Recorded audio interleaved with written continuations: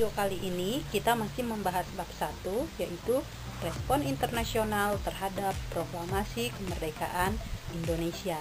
Hanya saja submateri pada bab 1 kali ini yaitu kita akan membahas konferensi meja bundar. Konferensi meja bundar merupakan tonggak pengakuan Belanda terhadap kemerdekaan Indonesia.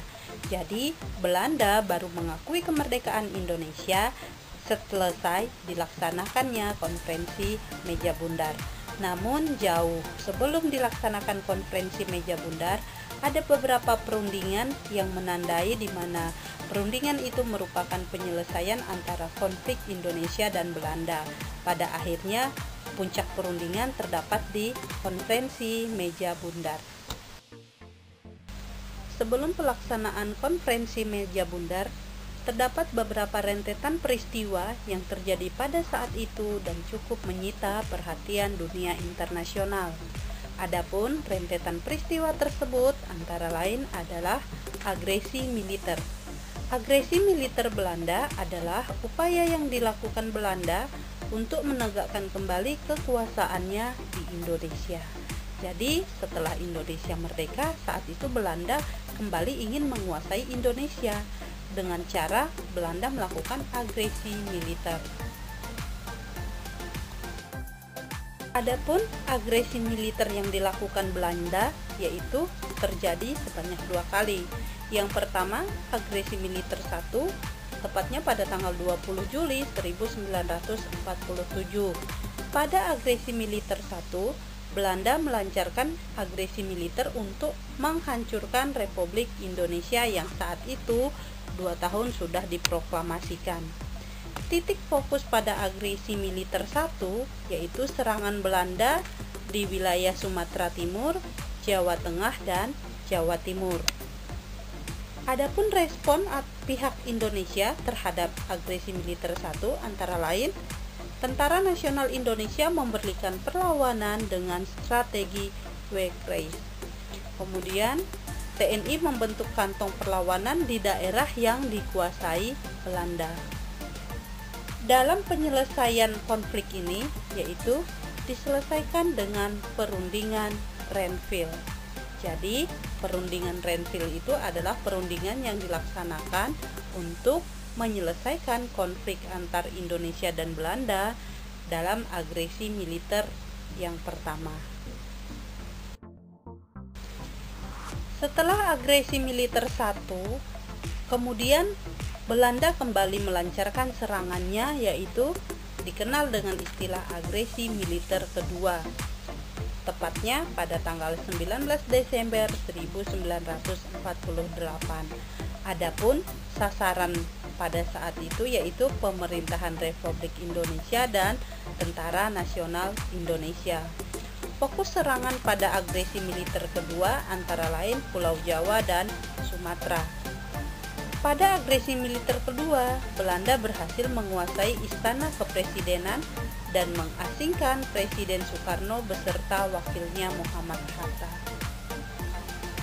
Adapun reaksi pihak Indonesia yaitu pada saat terjadi agresi militer kedua, Syafruddin Prawira Negara membentuk Pemerintahan Darurat Republik Indonesia atau yang dikenal dengan PDRI di Bukit Tinggi, Sumatera Barat. PDRI dibentuk atas perintah dari Soekarno. Jadi sebelum Soekarno diasingkan, dia sempat mengirimkan memo kepada Syafruddin Prawira Negara agar menyelamatkan Republik Indonesia yang saat itu kembali mendapat serangan oleh Belanda. Nah, dalam rangka menyelamatkan Republik Indonesia, maka dibentuklah pemerintahan darurat yang saat itu presidennya dipegang atau dipimpin oleh Syafruddin Prawira Negara. Untuk penyelesaian konflik agresi militer kedua, di sini PBB berperan sebagai penengah. Kemudian konflik pun dapat diselesaikan dengan perundingan Rum-Ruyen. Setelah itu pemerintahan Republik Indonesia kembali ke Yogyakarta.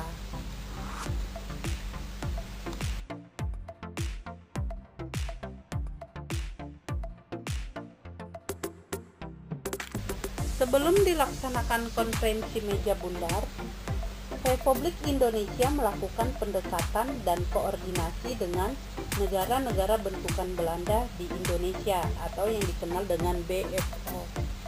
Koordinasi ini dilakukan berkaitan dengan pembentukan negara Republik Indonesia Serikat. Selain itu, koordinasi juga dilakukan untuk menciptakan satu front guna menghadapi Belanda. Oleh karena itu, Indonesia dan BFO mengadakan konferensi inter-Indonesia. Jadi, sebelum dilaksanakan konferensi meja bundar, ada konferensi inter-Indonesia. Kemudian, setelah itu, konferensi inter-Indonesia ini dibagi menjadi 2 tahap. Tahap pertama dilaksanakan di Yogyakarta tanggal 19 sampai 22 Juli 1949. Hasil konferensi ini antara lain kesepakatan mengenai bentuk negara dan ketatanegaraan Republik Indonesia Serikat. Berikutnya, konferensi inter-Indonesia dilanjutkan di Jakarta pada tanggal 30 Juli sampai 2 Agustus 1949. Pada dasarnya, konferensi yang kedua ini membahas pelaksanaan pokok-pokok kesepakatan yang dihasilkan pada konferensi inter-Indonesia di Yogyakarta. Kemudian, setelah konferensi inter-Indonesia, maka dilaksanakan konferensi meja bundar, yaitu pada tanggal 21 Agustus sampai 2 November 1949. Pelaksanaannya yaitu di kota Den Haag, Belanda. KMB resmi dibuka pada tanggal 23 Agustus 1949 oleh Ketua KMB Willem Drees. Nah, adapun pada konferensi meja bundar terdapat perdebatan antar pihak Indonesia dan Belanda. Apa yang diperdebatkan? Saat itu yang diperdebatkan adalah status Irian Barat. Pihak Indonesia menginginkan Irian Barat itu menjadi kawasan Indonesia, tetapi pihak Belanda menginginkan status Irian Barat itu adalah menjadi milik Belanda. Oleh sebab itu terjadi perdebatan di masa konferensi meja bundar tersebut. Akhirnya nanti kita ketahui bahwa status Irian Barat itu ditunda untuk kepemilikannya.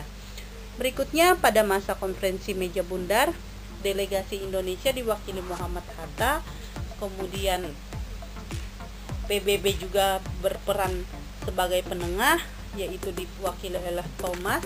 Kemudian pada 2 November 1949 hasil kesepakatan KMB pun ditandatangani, dan tepatnya pada tanggal 27 Desember 1949 dengan resmi Belanda mengakui kemerdekaan Indonesia. Saat itu dilakukan penyerahan kedaulatan di Belanda dan di Jakarta. Dengan saat yang bersamaan di Belanda dilakukan penyerahan kedaulatan, di Indonesia sendiri juga tepatnya di kota Jakarta dilakukan penyerahan kedaulatan. Berikut ini merupakan aktivitas yang harus kalian lakukan setelah mendengarkan penjelasan tadi.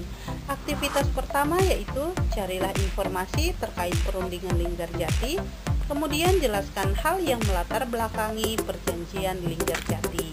Karena perjanjian Linggarjati itu ada kaitannya dengan konferensi-konferensi setelahnya. Berikutnya, deskripsikan latar belakang konferensi meja bundar.